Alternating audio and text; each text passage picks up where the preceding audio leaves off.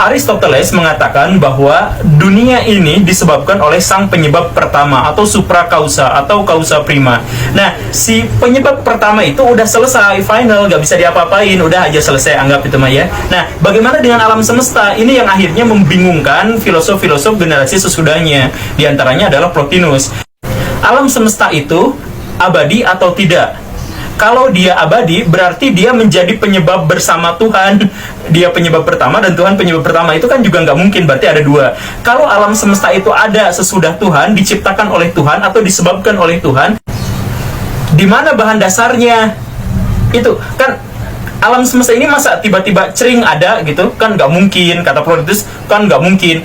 Tuhan Maha Kuasa atau dia menjadi penyebab krik, gak bisa kayak gitu, harus ada prosesnya. Kalau tidak ada prosesnya itu Tuhan. Nah, alam semesta kan bukan Tuhan, maka dia pasti ada prosesnya. Bagaimana cara pembuatannya? Dan kalaupun ada proses pembuatannya kayak gimana, bagaimana ceritanya Tuhan yang Maha Esa, yang tunggal, menjadi penyebab bagi alam semesta yang majemuk, yang banyak. Kan alam semesta ini majemuk, banyak.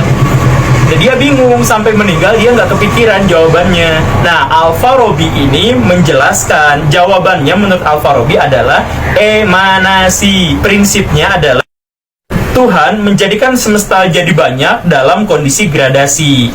Jadi dalam pikiran Al-Farabi, Tuhan itu adalah zat yang memikirkan dirinya sendiri. Ketika dia sedang memikirkan dirinya sendiri, pikirannya itu akhirnya menciptakan akal pertama. Nah, akal pertama ini nanti berstatus dua, esensial dan eksistensial, dan seterusnya. Jadi dua. Nah, ini jadi 4, jadi 8, dan seterusnya. Itu emanasi, jadi banyak sekali. Akhirnya semesta ini tercipta dari Tuhan menjadi banyak. Walaupun Tuhannya Esa, tapi menjelma, mewujud menjadi banyak.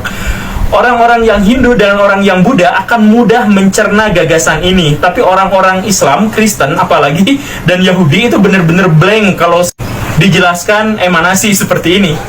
Ya nggak apa-apa lah, kita belajar aja ya.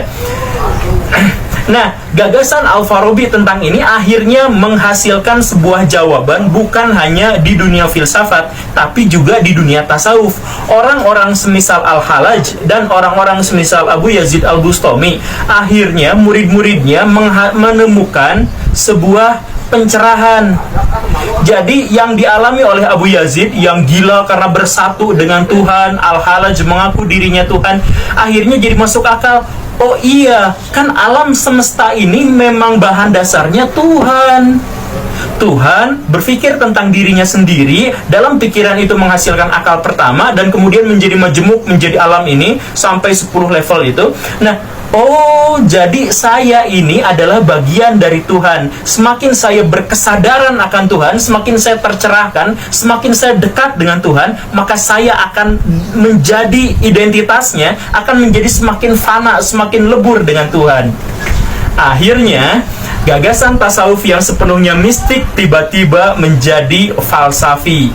Maka sejak saat itu mulailah gagasan tasawuf filsafat disatukan. Al-Farabi meninggal, digantikan Ibnu Sina. Ibnu Sina berpikir, dia mengkritik banyak sekali gagasan-gagasan Al-Farabi, tetapi akhirnya dia bilang bahwa ini Al-Farabi salah ini. Kalau mau menjelaskan tentang Tuhan, gak bisa, karena kita itu terbatas, gak bisa menjelaskan. Masa Tuhan digambarkan dirinya yang sedang berpikir bla bla bla bla bla bla gitu. Makanya penjelasan paling mudah tentang Tuhan itu adalah jangan disebut Maha Agung, Maha Mulia, Maha Mengetahui. Bahkan Ibnu Sina menyatakan bahwa Tuhan itu sama sekali tidak Maha Tahu. Ini demi menyelamatkan zat Tuhan. Ibnu Sina mengatakan Tuhan sama sekali tidak Maha Tahu. Makanya ini nanti dihujat oleh orang banyak. Bahkan Imam Al-Ghazali itu sampai menganggap sesat Ibnu Sina. Tapi saya pengen ngadain pembelaan sedikit pada Ibnu Sina ya, bukan ngebela seluruh akidahnya, tapi saya pengen memberikan penjelasan gitu ya. Jadi penjelasannya begini Baraya. Kalau saya tahu bahwa ini adalah putih, maka saya dijajah oleh ini. Kan pengetahuan itu harus objektif. Objektif itu sesuai dengan objeknya. Ini warnanya putih, saya bilang ini putih karena saya tahu ini, maka saya dijajah sama ini. Pengetahuan yang sesungguhnya itu adalah ini hitam, ya gimana saya dong mau ini mau hitam mau sebut putih gitu. Nah, maksud Ibnu Sina adalah ketika Tuhan mengetahui, Maha mengetahui, dia mengetahui bahwa itu bulat, ini mengetahui dan seterusnya, maka dia menjadi tergantung pada apa yang diketahuinya. Maka Ibnu Sina bilang Tuhan Maha tidak mengetahui. begitu ya, karena untuk membuat Tuhan tidak tergantung pada segala sesuatu yang diketahui. Jadi yang dimaksud dengan Ibnu Sina mengetahui adalah Tuhan mengetahui tentang dirinya sendiri, maka pengetahuan tentang dirinya sendiri itu menjelma menjadi alam semesta. Jadi alam semesta ini adalah wujud dari pengetahuan Tuhan. Jadi Tuhan tidak mengetahui ini, Tuhan mengetahui dirinya sendiri, segala sesuatu terciptanya dari sini, dari Tuhan, dari pemikiran Tuhan itu, begitu. Ya, nah, tapi lambat laun akhirnya Ibnu Sina juga nyerah. Aduh, ternyata menemukan Tuhan dengan jalur filsafat itu berat, capek, melelahkan. Dia sendiri bilang mencari Tuhan dengan jalan filsafat itu akhirnya melelahkan. Maka lebih sialnya lagi, dia menghasilkan sebuah buku yang belum selesai sampai akhir hayatnya. Tulisannya adalah